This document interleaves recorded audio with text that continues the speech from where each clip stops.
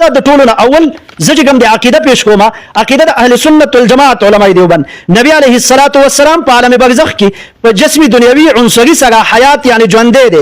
حکم د دې منکر اعتقادی بدعتی گمراه د اهل سنت والجماعت نه خارج دی په توګه د حواله جاتو آپ کے مسائل اور ان کا حل جل 1 صفحه 91 تسکین الصدور خیب الفتاوی ګڼ کتابونه ما ځان سره وړي حواله جات ما لګولې دي لہذا زما دا داوا ده زه د خپل داوی چې کوم دی زما داوا انتهایی واضحه ده داوا هغه داوا بغدو چې په هغه باندې عوام الناس هم پوه شي ځکه دا مسله عوام الناس تم بهغوتی ده لہذا زما په داوا کې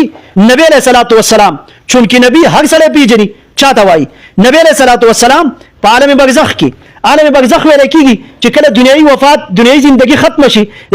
انسان انتقال وشي د یو داغ نه بل داغ ته چې هغه په ندای حق کې حسین مولوی صاحب هم دغه لیکلي دي په صفحه 59 باندې نو دغه عالم برزخ زندگی شو په جسمی دنیوي عنصری سره جسمی دنیوي یعنی نبی علیہ الصلوۃ والسلام د دنیا والا جسم عنصری امدقه جسد کوم چې په دنیا کې هغه سره حیات یعنی ژوند دی حکم ما بالکل واضح لګولې دی حکم د دې منکر اعتقادي بدعتي گمراه د اهل سنت والجماعت نه خارج دی باغی باندې چې کوم د ما حواله جات وړي دي لہذا دا زما دعوه شولا زمولانا بلال صاحب نه چې کوم د خپل دعوه وکومه په دې دعوه باندې چې کوم د ان شاء الله دا وکړه په دې دعوه باندې با زه حواله جات پیش کوم خو یو ځل بیا چې کوم د مولانا بلال صاحب ته ما چې کوم حکم ما ولګولو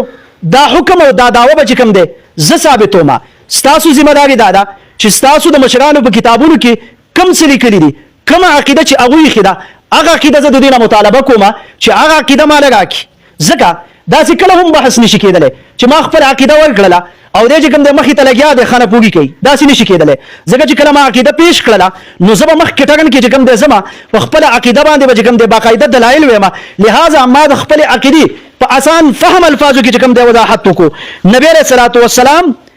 په عالم برزخ کې بجسدی عنصری دنیاوی سره حیات یعنی ژوند دی آسان فهم الفاظ چې په دې باندې هر یو کس پوهیږي او د دې منکر اعتقادي بدعتي گمراه د اهل سنت والجماعت نه خارج دی نو لہذا حضرت بلال مولوی صاحب نه مطالبه کوم چې مال چې کوم د جواب داوا راکړي یا خپل عقیده مال راکړي